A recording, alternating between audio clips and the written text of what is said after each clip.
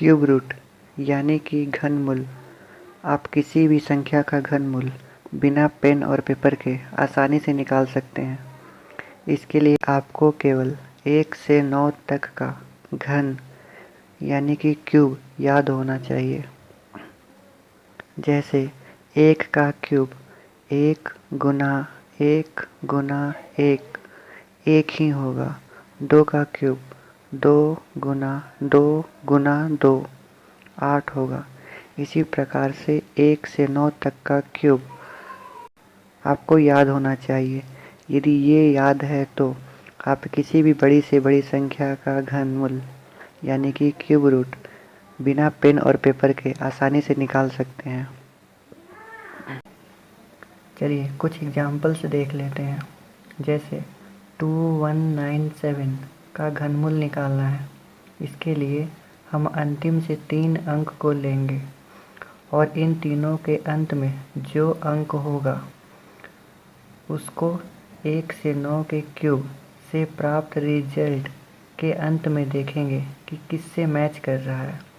तो यहाँ 197 के अंतिम अंक 7 है और 3 का क्यूब इसका अंतिम अंक 7 है। तो इन तीनों के लिए 3 लिखना होगा।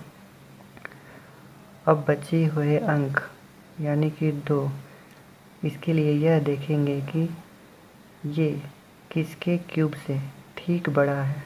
तो 2 1 के क्यूब यानी कि 1 से ठीक बड़ा है। यदि 2 लेंगे तो 2 का रिजल्ट 8 आ रहा है। इससे यह छोटा है, इसलिए हमें 1 लेना होगा। तो 1 1 के क्यूब से प्राप्त हुआ है, इसलिए इसके जगह पे 1 लिखेंगे।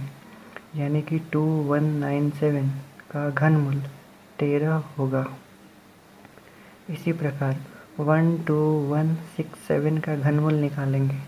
इसके लिए भी अंतिम से 3 अंक को ले लेंगे।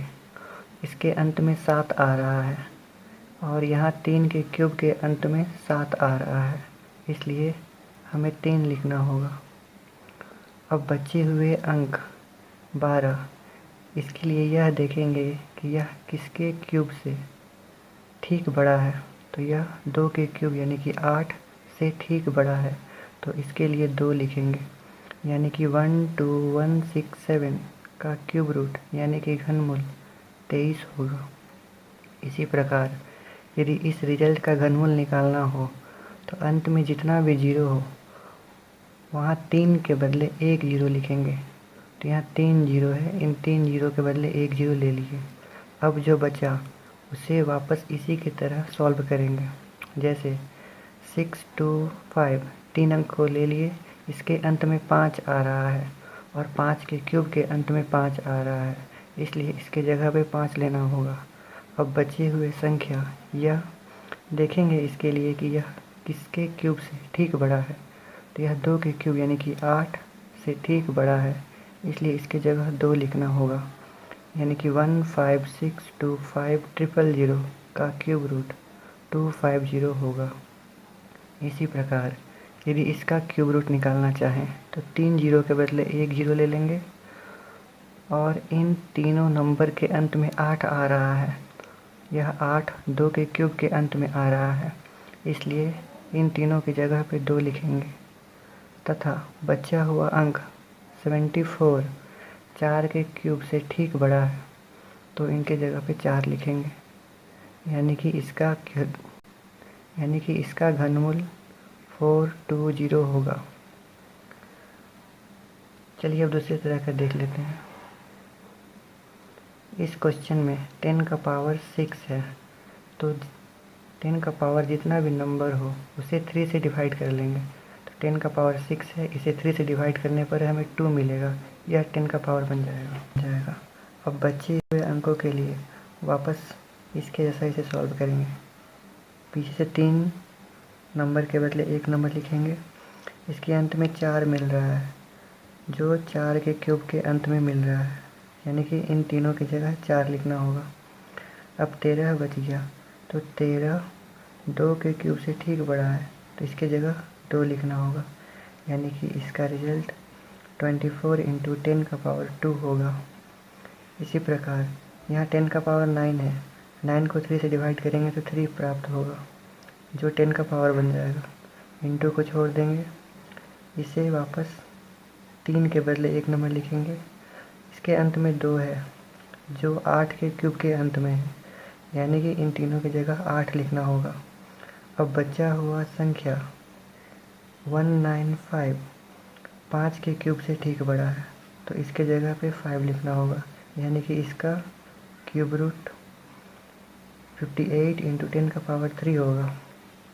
इसका क्यूब रूट निकालते हैं। यहाँ पॉइंट लगा हुआ है तो पॉइंट को बाद में देखेंगे, पहले नंबर को सॉल्व करते हैं। इन तीनों के बदले हमें एक नंबर लिखना है। इसके अंत में 3 आ रहा है जो 7 के क्यूब के अंत में है, यानी कि हमें इन तीनों की जगह 7 लिखना होगा। अब यहाँ 300 है, 300 6 के क्यूब से ठीक बड़ा है, यानी कि इसकी जगह 6 लिखना होगा।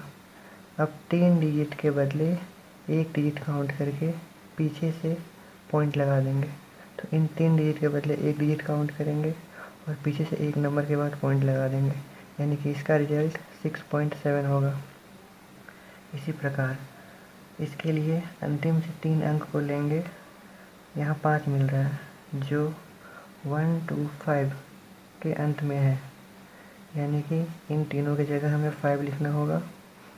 अब 3 1 के क्यूब से ठीक बड़ा है, तो हमें इसके जगह पे 1 लिखना होगा। इन तीनों के बदले एक काउंट करेंगे और एक नंबर के बाद पॉइंट लगा देंगे, यानी कि 3.375 का क्यूब रूट 1.5 होगा।